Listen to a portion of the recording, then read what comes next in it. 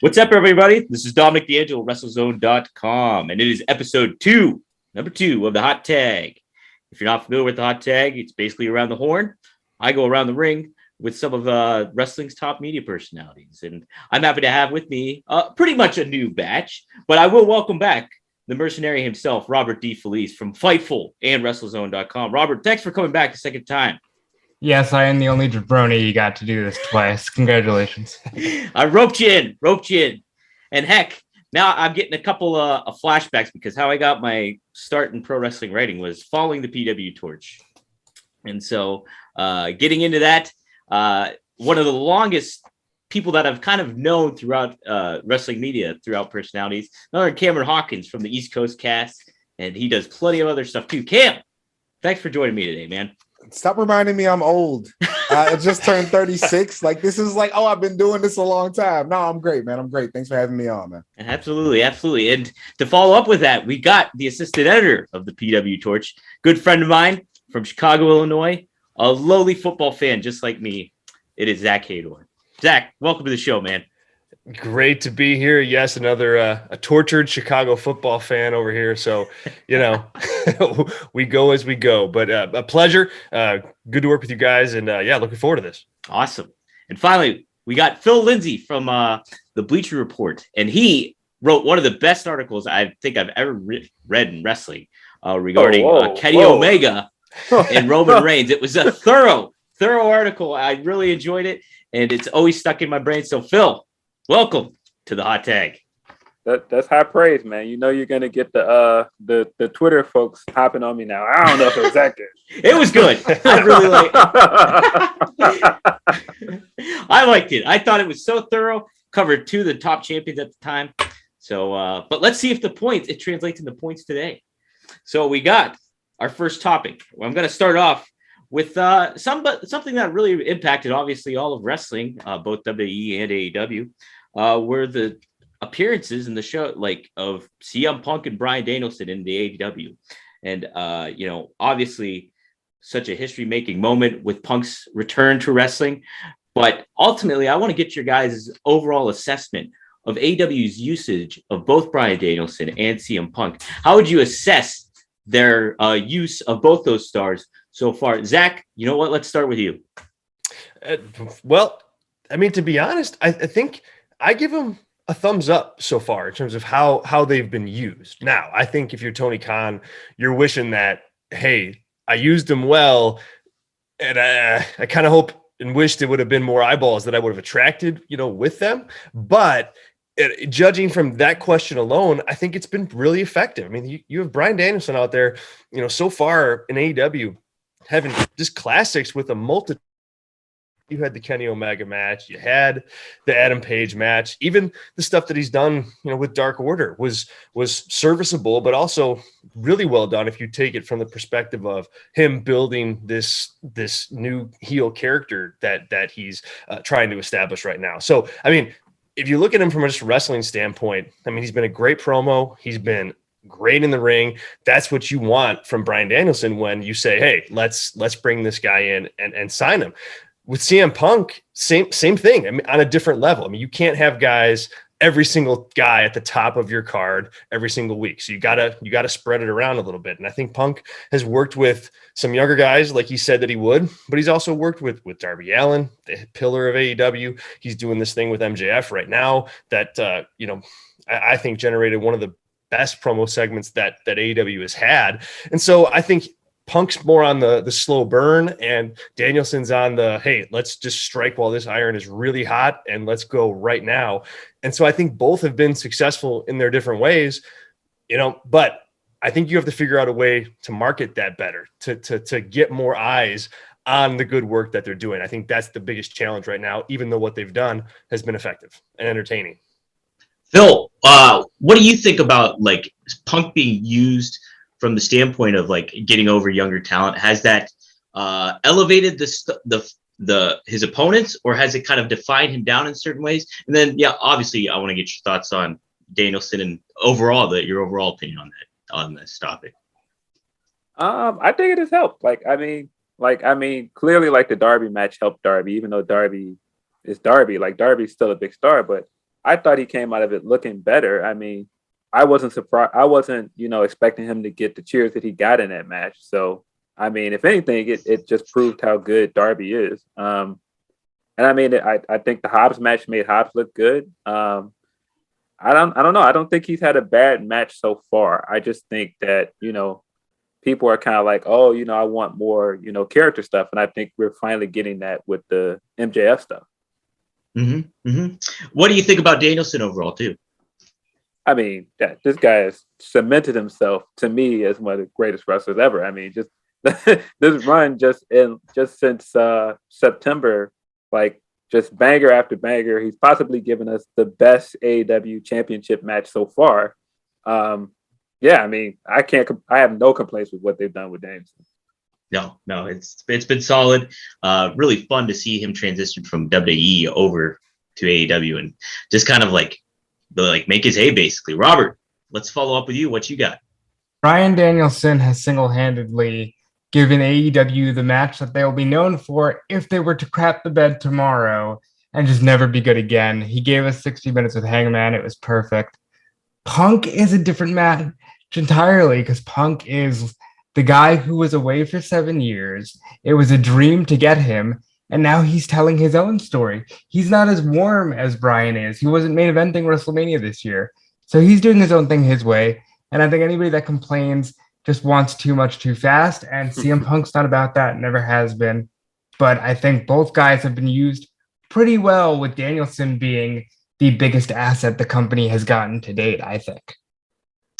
Ham, obviously talk on that topic, but I want to get your thoughts too, just on Bryan already kind of going from babyface to heel, like in this short amount of time too.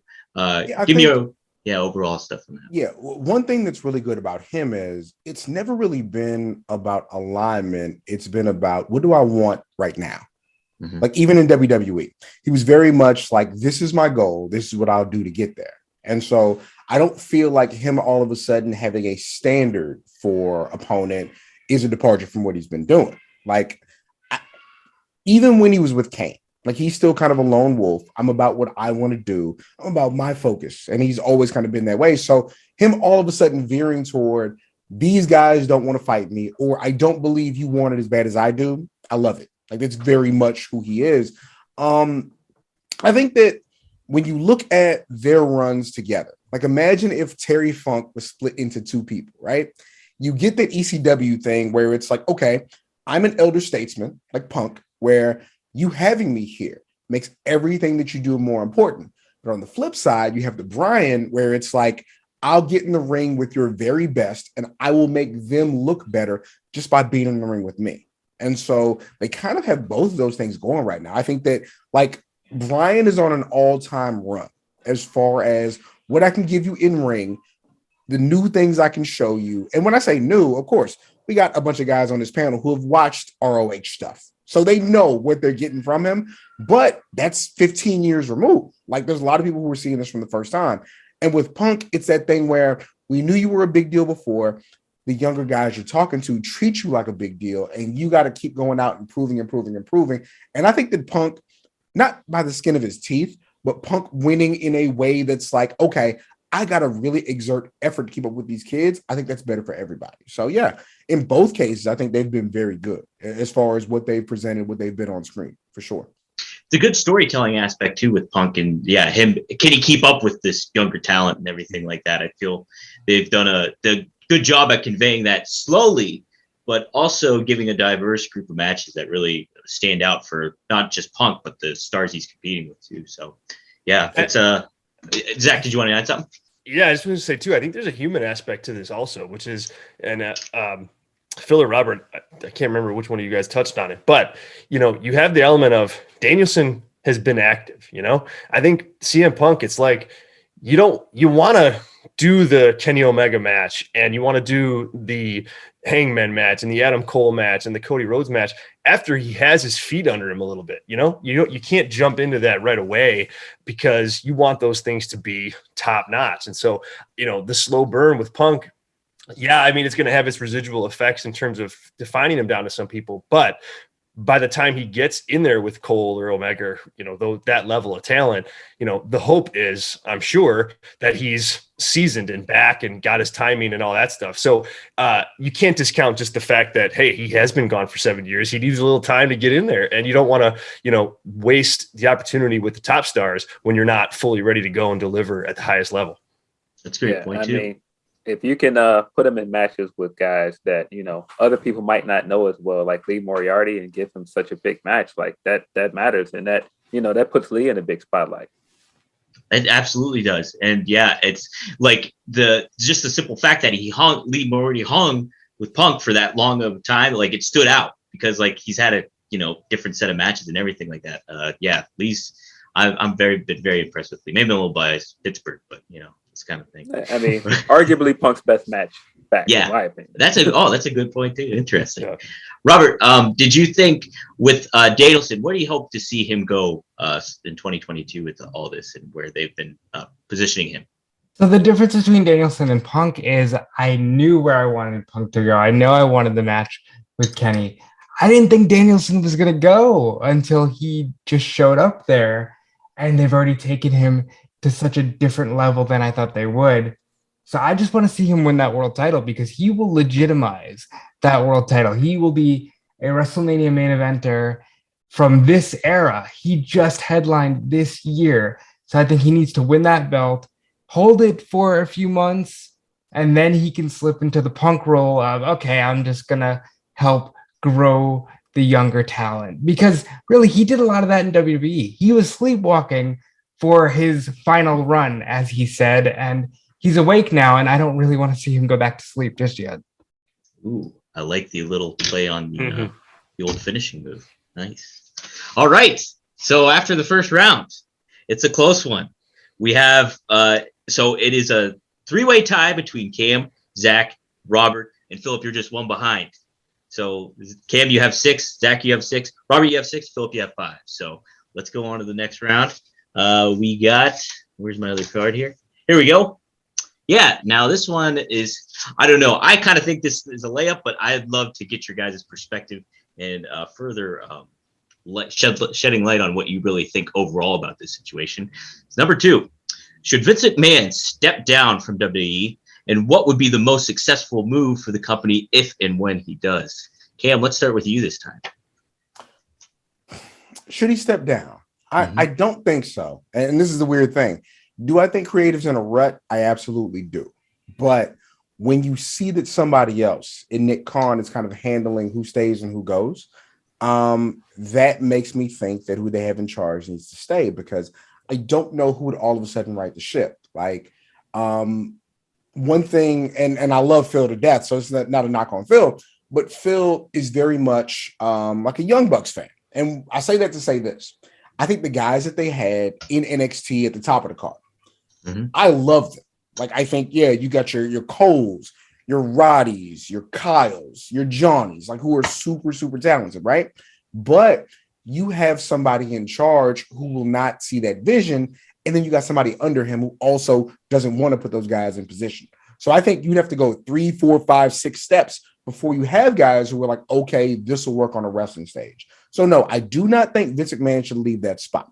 But what I do think is, I don't fault who they have in the positions they do.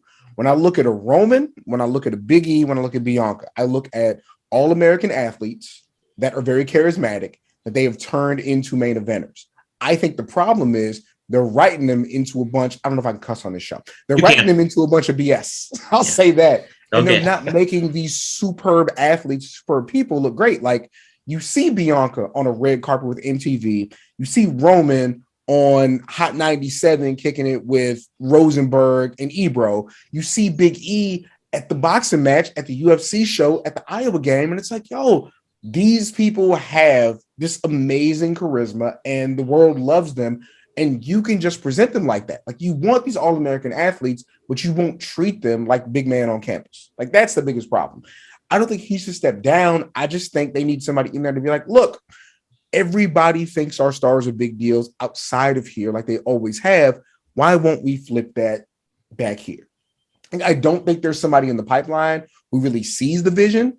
I think that Triple H, and I don't want to go too long, Triple H has always known that the best wrestlers in the world are 5'9" and 190 pounds and can do all the moves. He knew he wasn't that, so he fought for his spot, which I respect. You got to have your job, right? But I just don't think that they've done enough service to guys like that for those guys to be on top right now. So should Vince step down from creative? No, because he has the right people in place. He just needs to open up their playbook a little bit and let us love these people a bit more like we love Roman right now. Exactly. Once you let those wings fly with Roman, I mean, look at what's going on with it. So hottest storyline arguably in wrestling. So Robert, let's get your thoughts. Yeah, so I don't think Vince should step down from creative because here's the thing.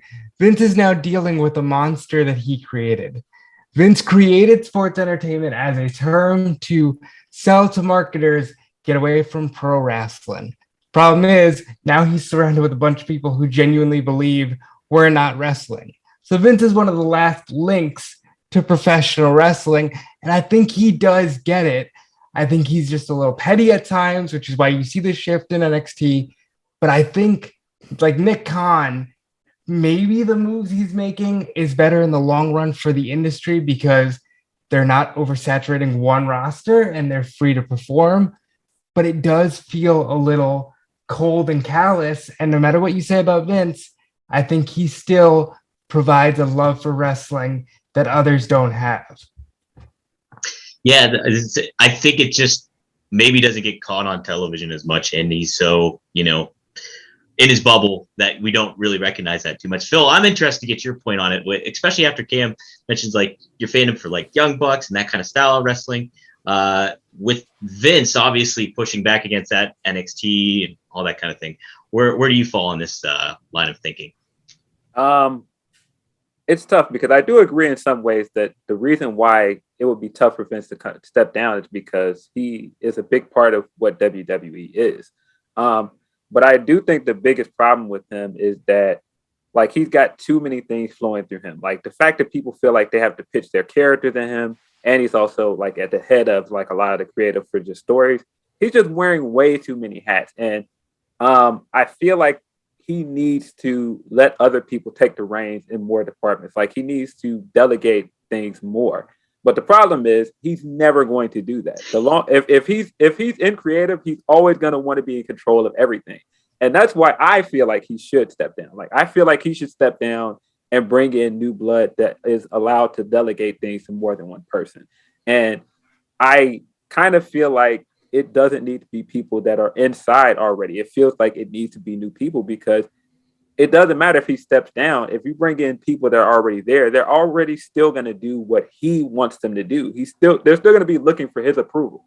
You got to bring in somebody that is completely fresh to their product in some ways. Would you bring somebody in from the wrestling business still, or would you bring an outsider in or a mixture of both?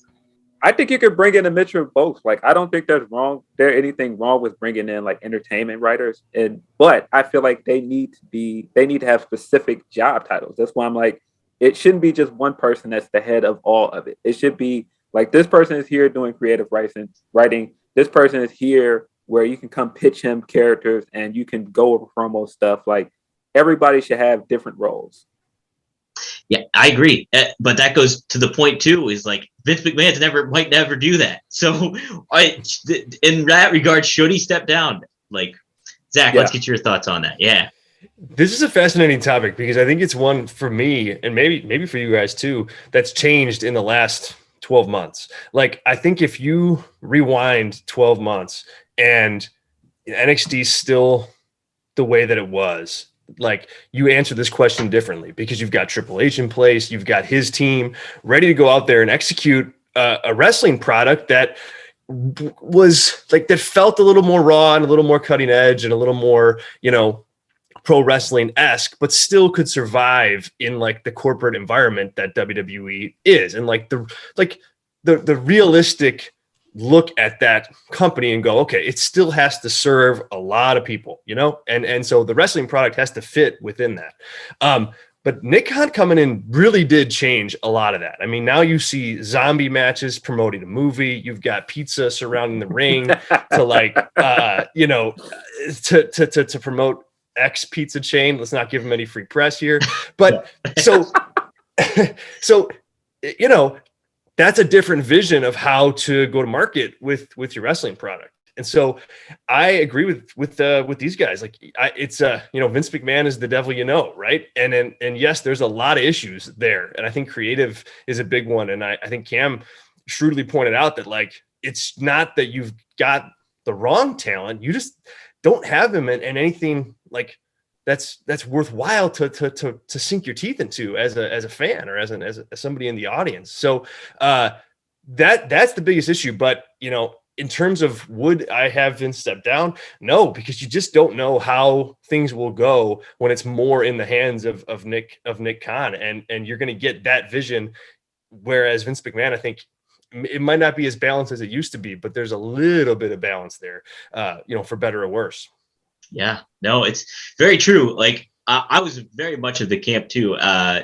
Just thinking about, Vince should step down. And I was always of that mindset too. But now you look at how much WWE's changed, and even if Vince McMahon's still at the top of it, it's like you pull away that figurehead of wrestling, that might really disassociate a lot of fans that are familiar with wrestling through Vince McMahon. So you lose that connection, you will lose a lot different more too. And it's the devil, So no, it's anybody else have anything else they want to add to this topic before we move on? I'll say this: the Sonic the Hedgehog movie is good. Where are we going? It's a good sight of what you can do when a fan is in charge of a franchise. WWE is adamant about not having fans in their creative, and that is an issue. Let the people who grew up on your product tell the stories their way, because they will stay true to the core of the product like a Vince would. It's an interesting point. It's also like you see sometimes though, when the fans want something, it doesn't always go the necessarily way that they envision it too. So there's definitely a balance there, I don't know the Sonic the Hedgehog reference. So is it a good movie or is it a bad movie? Did it execute well? Well, I mean, I think it's been faithful to the franchise, Oh, okay. So it's pretty good. All right. Hey, far out. All right. Anybody else? Yeah, I don't know. As far as the W thing, like I feel like it could work without Vince. Like I think people are just so afraid to take that risk because he's kind of made us afraid to take that risk, because he's basically, it's like the second NXT stumbled, he was like, all right, let me get in there and let me fix this. It's like, well, you didn't need to fix it. Like it needed like an update from where it was. Like it stumbled on USA, but I still think that you could have kept it the black and gold brand and made some changes to it and it would have worked. But to make like such a drastic change, I don't know. I'm just not with it. And I mean, like watching NXT in its current iteration is part of my reason why I'm like, all right, you can have Vince step down a little bit and have other people like run the ship. Like you got to take some risk at some point. Like we've been in the same mold with this company for decades. You got to do something different. There's something to that, I think. And I think a lot of it is, it's about kind of making good on the equity you've built with fans. And I think right now the WWE audience in general is skeptical about everything. Even if they got, in front of them this well-crafted story arc, or that, where you could kind of see the end of the rainbow on this beautiful piece of work that X talent is doing, there's no trust there to actually pay that off in the right way. AEW right now can tell long-term stories because they don't have 30 years of history to kind of have to deal with in terms of like what happens to these stories as they go. And I think, Phil, you bring up a good point. It's like, look, I think the NXT brand as it was certainly could have worked. I mean, you proved that it could work, but the WWE audience saw all that talent that was in NXT come up to the main roster and then just fizzle to bits and pieces. Now where you have Happy Corbin is the guy out of all those people that gets the most TV time, which, gets deservedly gets all the eye rolls that I just got. Cam, you want to add anything else? I agree with these guys, man. It's a hard sell because like I'm somebody who's a fan of NXT 2.0, but I also understand like Friday After Next is one of my favorite movies. It's not a good movie. It's a movie that I find entertaining. And so NXT 2.0 throwing these things at the wall. And again, when I say it's not good, you have Braun Breaker, you have Carmelo Hayes. I think you have like Persia Perota, I think, who was really good. You have like Caden, like there are good wrestlers who are fairly new who are on that brand, but it's also like a straight pull from 1992 superstars where, oh, this is you and this is your job and we're going to make that your personality and you're going to do that. Like, I unironically like Tony D'Angelo, but I can't explain to people why it's not ironic. Like, I get that part, like, for sure. And so it is a lot of like, we're trying to do this old thing we did in front of a new audience, but we're literally doing a 180 from super work rate promotion. And so it is difficult because even if super work rate was right, or if character is right, you're still literally betraying whatever audience you had a month ago. Like, you are doing that. You're telling them there was not confidence in this thing that you've been building for years and years and years, and we literally going to switch it up overnight, and that is not reliable. Like, so, like, from the standpoint of I want to invest in this long term, they make it very, very difficult.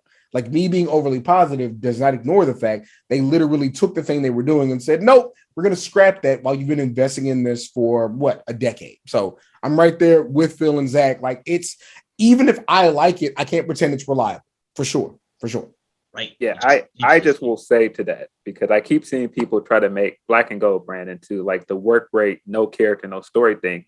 I just feel like people have kind of brushed over what NXT actually was, because it wasn't just that. Like, a lot of the memorable things about NXT were character things, like Kevin Owens turning heel, like the Gargano and Ciampa stuff. Like, let me say this, Phil, not to interrupt real quick, but no, I'm certainly not saying it's not character based, because maybe the best thing to ever come out of NXT is Adam Cole going to Johnny Gargano's gym and clowning Twan. It's the most amazing thing I've ever seen.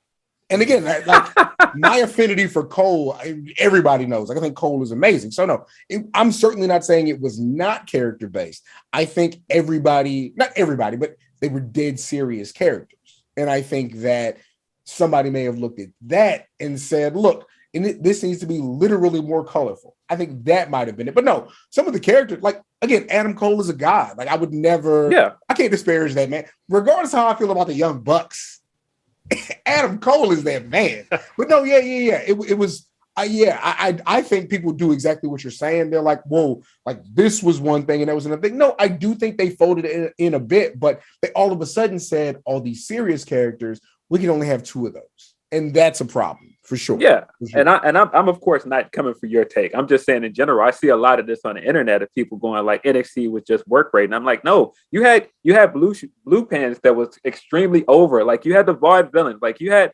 tons of characters on that roster at the same time that you were doing work rate stuff. It's just at some point they felt like they had to go super heavy on the work rate because that's what the competition was doing.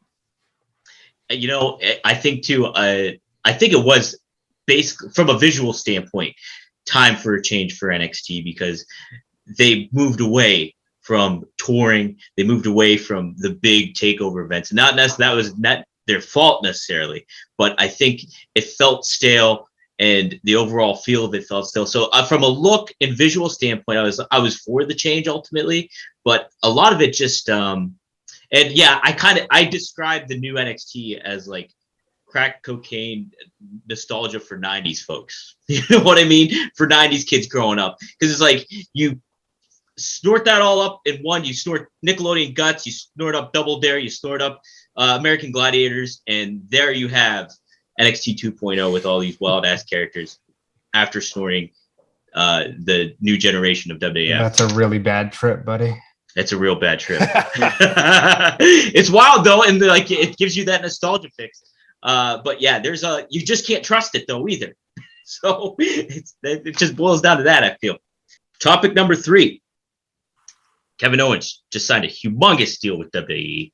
A lot of people thought he was AEW bound. I certainly didn't. I was certainly excited for it. But I mean, from reports, it's like this is a deal he could not refuse. So does the new Kevin Owens deal add leverage for future stars in wrestling, or is it a sign of further rash decision making with WWE with their past big deals like they did with the Good Brothers and such like that? Phil, let's start with you this time. I think it's further leverage for WWE, and it might be just because the industry has changed so much compared to where it was at last year. Like, this isn't where it was, where there was like, you know, WWE releasing guys, and then you had like random guys that might have popped in from Impact. Like, you've got like the largest like free agency period that's going to happen next year, thanks to WWE, and then Ring of Honor as well. So I don't know. I think coming in the next year, like, you're going to have more people willing to stay with WWE than take their chances of going out and trying to compete with like what you've got on free agency, or, you know, hoping you can land somewhere like AEW on what's already a pretty stacked roster, and hoping that, you know, you're going to get something better creatively than what you had there. Yeah, no, I mean, the allure is there now because the jobs are, as there are more people, the market's so oversaturated with talent, but there's more people coming in, and there's less space for these talents on television, basically. Zach, let's go next to you. Absolutely. I think it's a sign that talent is going to have, you know, a lever to pull to negotiate that they just didn't have before. And that's going to mean things for different people, you know, depending on the type of star that you are. Like, you know, you'll be able to flex your muscle a little bit, but the bottom line is there's another player in the market, and that's key. And, you know, somebody like Kevin Owens, who's, you know, a top star in WWE, not because he has, you know, classic matches every week, but because he's a valuable guy to Vince McMahon. He can do the ring work. He can do the backstage segments. He can cut a promo. Like, he's, you know, you plug him in anywhere on Raw and he can work. And that's for Vince McMahon's WWE, right or wrong. He is an important piece to that puzzle. And he was able to leverage his way into what I can only assume is a really nice contract from a business perspective. And, you know, that, he probably would have got paid nicely if AEW wasn't around, but, you know, they were around. And of course he leveraged that, and he should. And I think everybody else is going to be able to follow in his footsteps in one way or another, you know, like, again, it's all a matter of who you are.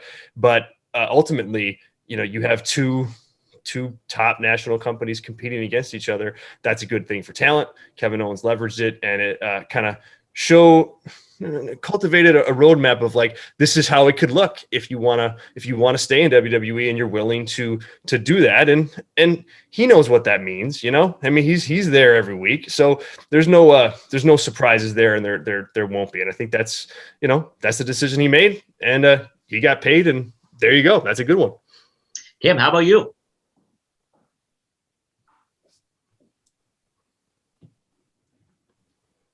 When somebody tweeted Cody Rhodes way back who he wanted to sign or he was interested in, and he tweeted CB, that made Chris Bay more money than he's ever seen, right? Even if he didn't go to AEW.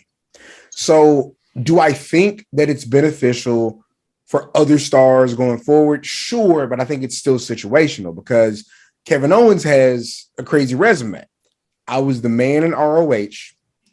I was the man in NXT. They let me beat Cena clean. They gave me a Shane McMahon match. And oh yeah, I can tweet out longitude and latitude to Mount Rushmore, and that relates to the Bucks. Like, he has pull in an office where a lot of guys don't. Is it better overall for everybody? For sure, but his situation is so unique in that there's a legit fear that he would go across the street and go get money. You know what I mean? So I think that going forward, there are guys who are absolutely going to benefit, but it's mostly going to be the guys who have a resume from before. Like a Ricochet absolutely made more money with Kevin Owens re-signing, regardless of where he goes. Like, everybody can't say that, you know, like, I think, you know, Sammy probably just re-signed, so he's good, but guys who have been on both sides of the fold, those are the guys who have benefited most. Like, I don't know if a Dolph Ziggler, who would never leave, I don't know if right now he said AEW is offering me money, if that would be a big deal for him, because he's been a lifer and I don't know what he could really contribute. But when you have people making YouTube videos about Kevin Owens might be champ in AEW, Kevin Owens can be used so much more, that's a different kind of pressure. So I do think that history plays a part overall. Does it help everybody? Yes, but Kevin Owens has such a unique set of circumstances that it's better for him than it would be for just about everybody else. but it does help. Absolutely. Sure. Robert, me and you talked about this in the Facebook chat of how like bummed we were from a creative standpoint. We weren't going to see Kevin Owens really flex his muscles in AEW.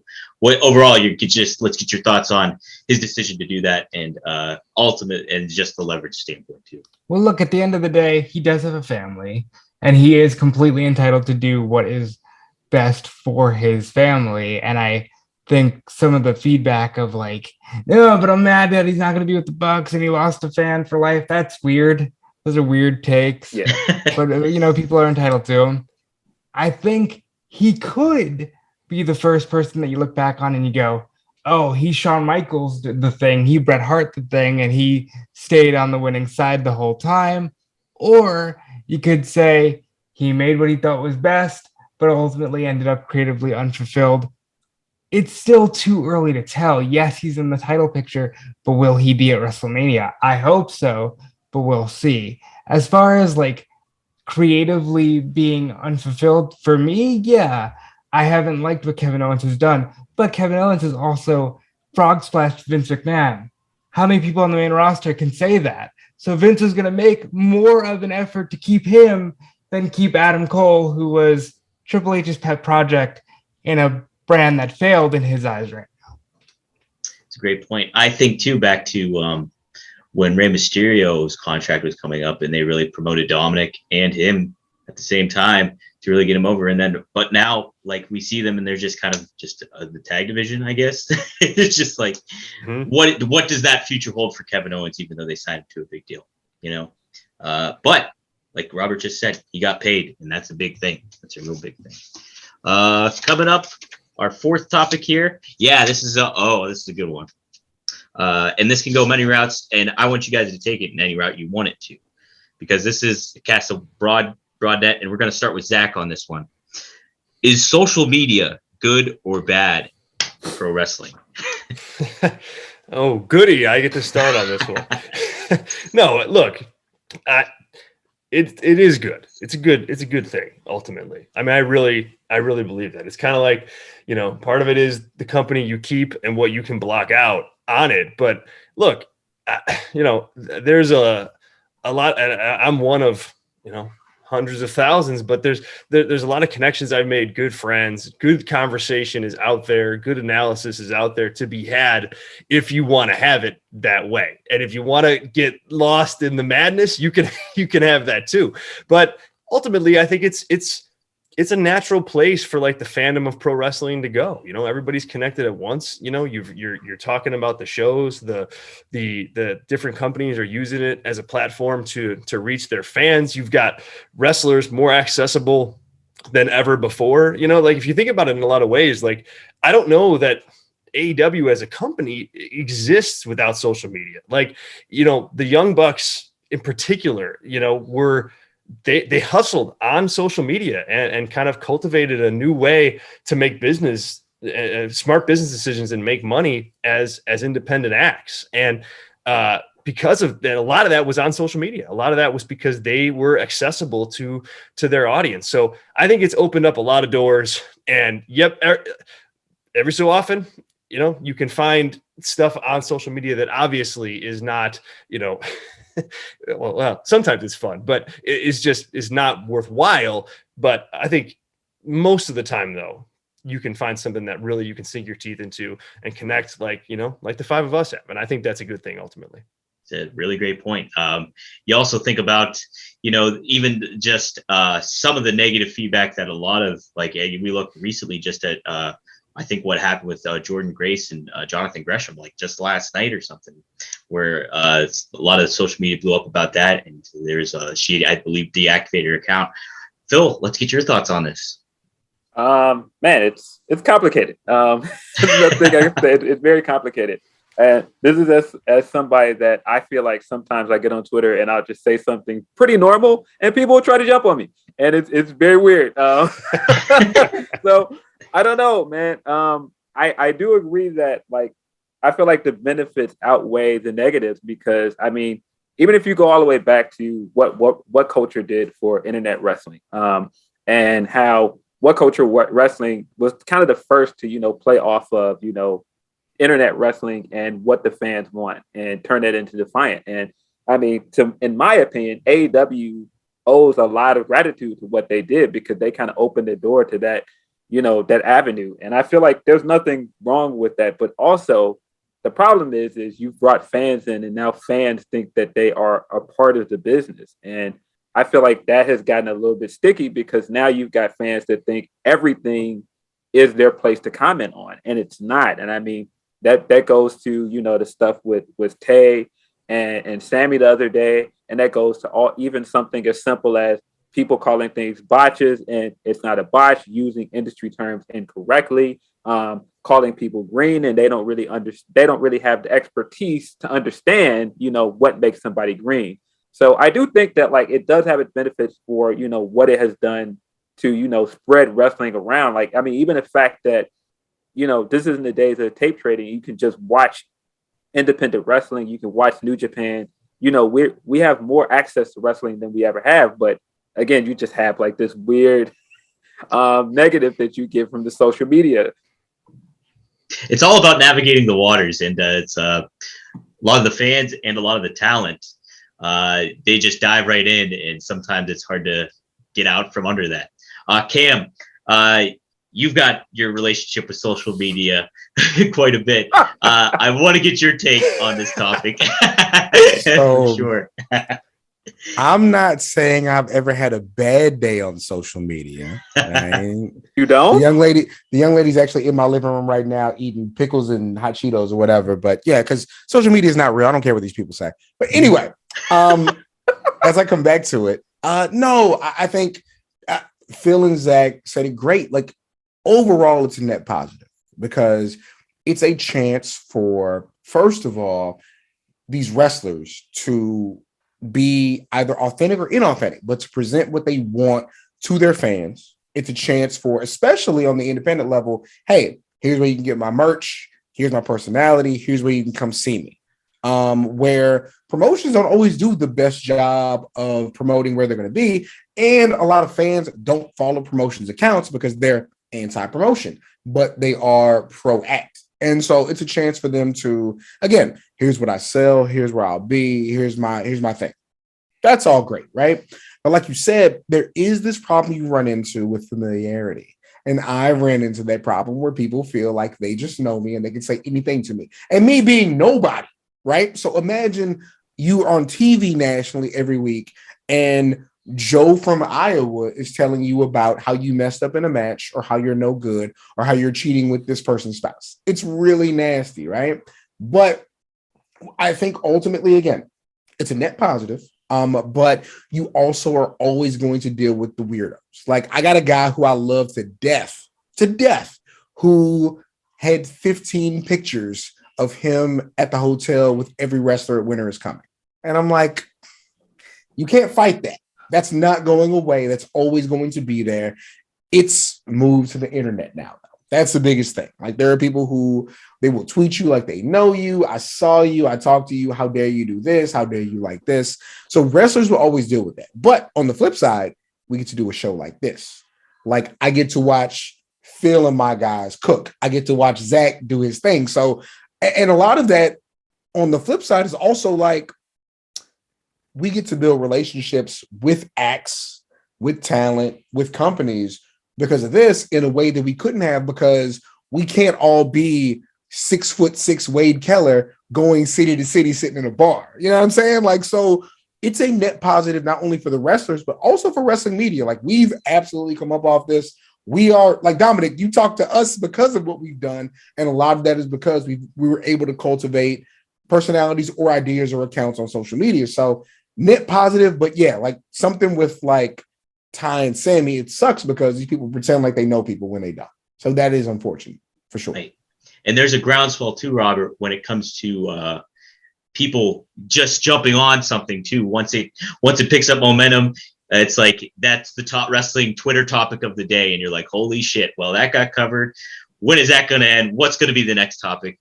Robert, you've expressed a lot of like how much draining social media can be to you through Facebook text with me Talk about your thoughts on the social media. So it is absolutely a cesspool at times, but then I have to be honest and say, I don't have a job if it's not for social media, because, Sean Ross Sapp DMs me and says, would you like a job? And then you go, okay.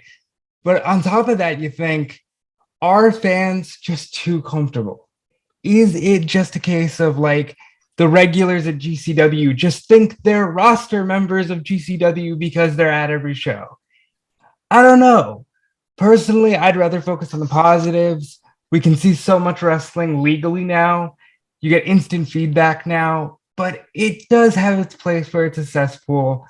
But it's Christmas, and I'm not going to focus on that. So let's just focus on the positives. One thing I'll add to that too is I think, I think we've yet to find, a talent that has figured out a way to balance the use of social media. MJF is pretty close, but when you're like it changed the wrestling business in a lot of ways, because there's a whole other world where you got to be in character if that's what you want to do. And if you don't do that, it has a residual effect on you when you're performing. So that's a nuance that's going to be fun to watch play out as people start coming up in the business that have had social media around for their entire life. I think really quick, what's hard for him is he's MJF all the time, and then he talks to me and we're friends. And I'm that, but to your point, it's they even with people like him who are great at who they portray, they get tired and they are yo, I just want to chill. It's tough. And him and other acts, and it's not just him, because it's also on the flip side, it's a Bianca or a Montez, where Bianca is eternally positive and Montez always positive and Naomi always positive, and you're I know that wears on you too. You know what I mean? They're I think Roman jumping in and out like he does is great, because I'm not super locked in. I'm not replying to everybody. I jump in when I want to. I say what I want to, and then I dip. I think that's probably the way to go about it, because you're not so invested to where people feel like they deserve a response from you. But yeah, they are all kind of like Ricky Starks. Yeah, I was just going to say him. Mm-hmm. Yeah, he'll see some art and he'll be like, yo, you did a great job. You do a thing like I do. And then he'll dip right out. It is difficult to kind of navigate that, because I'm looking at who's here on the panel. We're all so plugged in. If one of us wrote a thing, because I'm looking at you, Zack, I'm looking at you, Phil. I've seen you guys write things that were very, very good. And somebody was I don't like what you wrote. And I've watched you go for hours about how they're wrong. And I've done the same thing. So I'm not knocking you, but I'm just imagine you're on TV every week perfecting your art, and then you see somebody and you think you smoked it, and somebody say, yeah, that wasn't very good. And you're yo, I gotta say something back. So I'll just say to that, I don't really have a problem with somebody not liking something I wrote, or even not agreeing with something I wrote.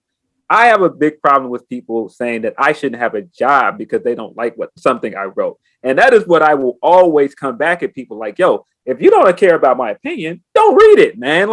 I'm not going to sit here and argue that I shouldn't have a job at Bleacher, and it's not really a job. It's a freelance gig. I'm not going to sit and argue with you that I shouldn't be on YouTube or I shouldn't be at Bleacher because you just don't like me or my opinions. You don't have to subscribe to either, sir.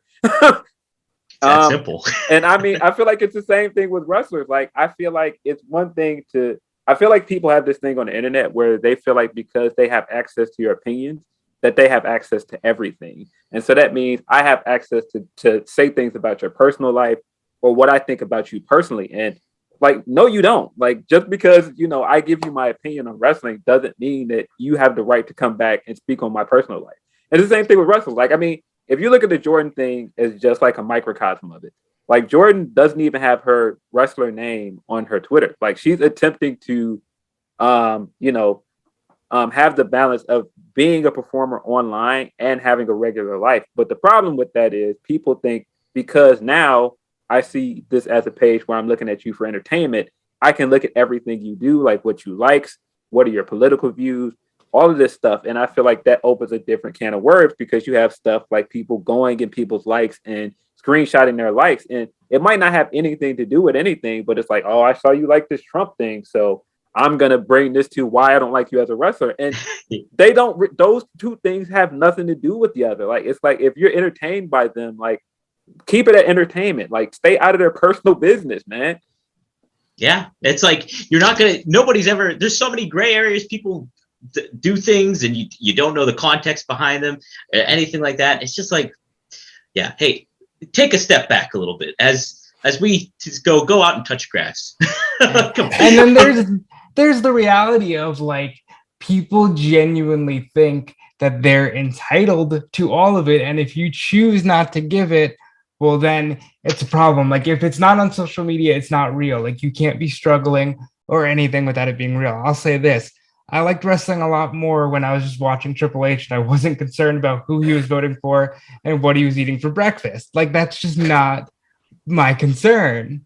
Yeah, man, and I'll just say this as someone who's Black. I don't think some people understand when me or Cam get in front of these mics or we write something, a lot of wrestling fans that are Black see us as representatives for all of us. And sometimes I'm not trying to represent all of us. I'm just expressing opinion. And all of y'all don't have to agree with me, man. Like, and I find that a lot of times you'll have other Black wrestling fans that try to come for me for things that they just don't agree with me on. And then it turns into a question of how Black am I? And it's like, no, you just don't agree with my opinion, man. Like that has nothing to do with my race. Exactly. Hero. No, and this is the thing. Like, I agree with you guys. Like, I will make a joke about a wrestler being right wing, but I will never, ever, ever, ever, ever tell you not to watch that wrestler or don't buy that wrestler's merch because I live in the real world. Like people, if I walk across the street, my neighbors I say hi to every day, I'm sure don't vote the way that I vote. And that's the world. You know what I mean? But like, I'm going to say what's up to them. And if, they need help mowing their lawn, I got them. And if I need help raking these leaves, they got me. Because this is the real world. You know what I'm saying? So absolutely. I think that we get so wrapped up because, again, we think we know everybody because we got social media. Rhea Ripley posts 8 pictures of her squatting and everybody's like, yo, that's my homegirl. Nah, baby, it's not. You don't know her like that. And you shouldn't approach her like that. She just trying to show you the wagon. That's all. Exactly. And you can't get invested in people like that. Like, look, I will make a joke about like Raquel Gonzalez. I'll make a joke about her getting down with Trump because I think it's funny. But guess what? I'm not going to not watch an AJ Styles match because he probably rocked the same way because he's cold.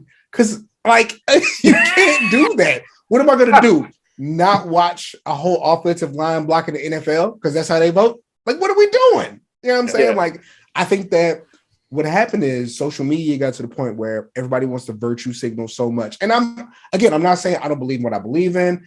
I vote the way I do. I donate money the way I do. I support the causes that I support. But I'm also like, this world is very much a fluid one to where I can't totally cut off the people who don't agree with me. People who don't agree with me also contribute to the world. So yeah, man, like I think that people got so familiar and want you to choose sides so bad. It's like, no, I was born into a side.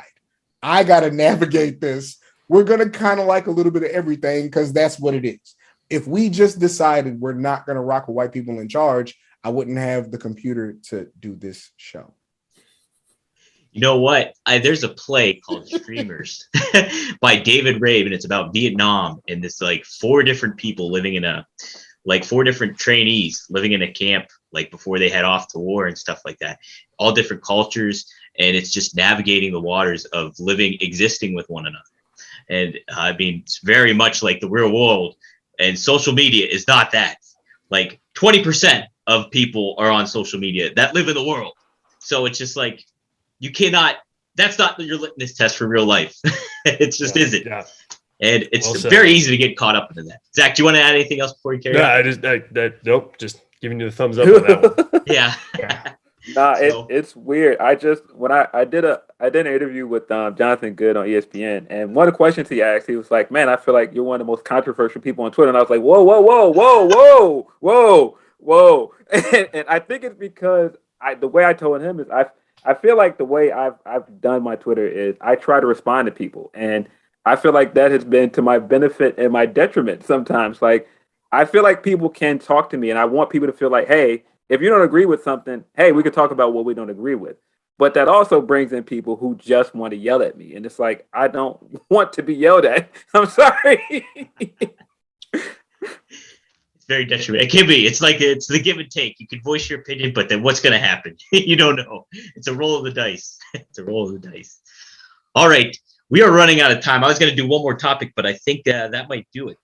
But let me see here. Oh, man. Okay. Let me see. I'm counting them out. Okay. We do have a clear-cut winner. It was a close one, though. Everybody was right in the mix of things.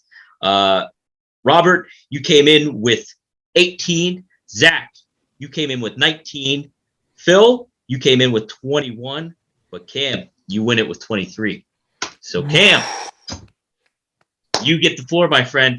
Talk about what you want. Wrestling related, can be whatever you want. Okay. First of all, fantastic panel. I got relationships with Phil. I got a relationship with Zack. My man, we haven't really. You would fight for, so you my guy too. Like it's love. It's love. I want to say this, and we've kind of started on this beforehand. You don't know these people. That is kind of my guiding light. Like, listen, I'm in a room with people who've absolutely established relationships with wrestlers, wrestling companies, but that was through attrition. That was through doing good work. That was through like having a name and having something to say. So all my brothers on this panel, and especially like Dominic, I hold on to things. So I remember an interaction with you and Mark Madden about he was on some bullshit, and you were like, "Yo, I'm trying to make my way," and you've done your thing steadily. And it wasn't on those shock jock stuff. It wasn't I'm cooler than nobody. So I like the company I keep right here. You don't know these people. You making your Twitter name ReignsFan419 is not going to put you in the door. Okay. Don't automatically be mad at analysts and journalists because they don't say what you want to hear them say. Because these are people who have put in the work. These people who have built relationships, these people who are good at what they do in order to even have a conversation with the people you think you know. And so I want you to be patient. I want you to be cool. I want you to be less corny. If you want to know what your favorite wrestler wants to eat for breakfast, you asking them on Twitter ain't going to do it, baby. You still need journalists. You still need analysts. You still need normal people who can be at a bar next to a wrestler, and they weren't there because they heard they was going to be there. They were there because they met on some cool shit. So let the normal people be normal. Let the work speak for itself and just settle down. This ain't going nowhere. You can hear from whoever you want to hear from. If you're patient, you will know everything you want to know. Play it cool. None of this is going away. You got me. You got Zack. You got Phil. You got everybody. This is all coming. Just be cool. Be patient. You will get what you want. Stay away from these shock jock YouTubers. You know who I'm talking about. And just let the work speak for itself. It's on its way. Good night and God bless. Hey, that's a great way to end it, I would say. Fantastic. Let's go around the horn real quick. Pun not intended, but I want to get your guys' plugs in and anything you want to get over. Phil, let's start with you. You can follow me at Twitter at PhilDO616. I will respond to you, but man, I will mute and block you too if I feel like I want to, man. Like that, I will do it. Like don't play with me. Yeah, everybody can appreciate that. Cam, you're the champ. We got to get your stuff in. What's happening? Yeah, man, real quick. PW Torch. We can find most of my work. EastCoastCast.com. Typically on Wednesdays, 6:30 Eastern, 5:30 Central. South Congress podcast. South Congress with a K. You can catch me on there at least once a month. It's kind of switched up a little bit. Twitch.tv/Seahawk, CEEHAWK. It's the same name on Twitter and on Instagram. What is the next thing coming? I have no idea, but we're working on it, man. Yeah, CEEHAWK on all your socials. Follow the South Congress podcast, South Congress with the K. Again, Dominic, thank you so much for having me, for sure. Absolutely, man. Thanks for being here, too. Thank you for being here. I completely forgot to tell people to follow the pod Twitter account because whatever. Of course, follow Grapsity Pod on Twitter. Grapsity every Saturday at noon Eastern with me. The best ensemble podcast. The best. Fire. Between them and Public Enemies, the best ensemble podcast going. Fuck with Grapsity, please. I appreciate you, man. Absolutely. That's me, Righteous Reg. That's Will Washington. Saturdays at noon Eastern. I think we're going to be on a slight hiatus for the holiday for like the 2 weeks, but we'll be right back with a new episode on January 8th. And I think we have a guest lined up. I don't know if I'm allowed to tell you guys yet, but stay tuned for that. We'll let it ride. Robert, Mercenary Man, what you got cooking? You can follow me everywhere at DeFelice. That's DUDEFELICE. You can find me on WrestleZone, find me on Fightful, find me everywhere wrestling is on the internet at times. I don't know. This was a blast. I always love doing this. You guys are fantastic. And I'm sure I'll be on here again. Oh, yeah. Zack, Mr. Assistant Editor, give us your stuff. Go to pwtorch.com. Absolutely. That you can get your fix there. You can check out my work there. And you can go VIP as well. pwtorch.com/go VIP for a bunch of great content. Give me a follow on Twitter at Heydorn. And Dominic, been an absolute pleasure, doing this with you guys. And hope to do it again soon. Absolutely. We're going to get everybody back in the mix again. I got to say too, PW Torch, you go VIP. That's how I basically got my start. If you are interested in getting in an education of pro wrestling and stuff like that, I do recommend subscribing to a lot of stuff. The backlog of history that gets reaccounted from Todd Martin to Wade Keller, so on. It goes on and on. There's so many names and interviews. It opened my eyes to, I thought Fortune, AEW's, AJ Styles' Fortune gimmick was awesome before I tuned into the PW Torch. So it really, that's a fact. I thought it was a great move, but it was not. All right. I learned that from PW Torch. So go VIP on those guys. If we're going to plug things, also that's the point, Robert. Well, I wasn't going to plug other things, but go ahead over to Fightful Select and, check out what Sean Ross Sapp has going on and some great podcasts from guys like the Grapsity guys. There you go. Hey, I got to get my shit in too. This is Dominic DeAngelo. You can follow me at Dominic DeAngelo. You can go to WrestleZone.com for all your wrestling news needs and check out my podcast with my degenerate brother Marcus, Two Dynamite Dudes on a Rampage, where we recap all AEW shit. So, and we just did the Teddy's Awards. So that's our fake thing of the Oscars. So take a look at that. Some people actually thought it was real and promoted by AEW. It was not. Believe it or not. So how about that? Rocket scientists on the internet. That's right. All right, guys. Thanks so much for joining us today. Hey, we'll see you next time on the Hot Tag. All right.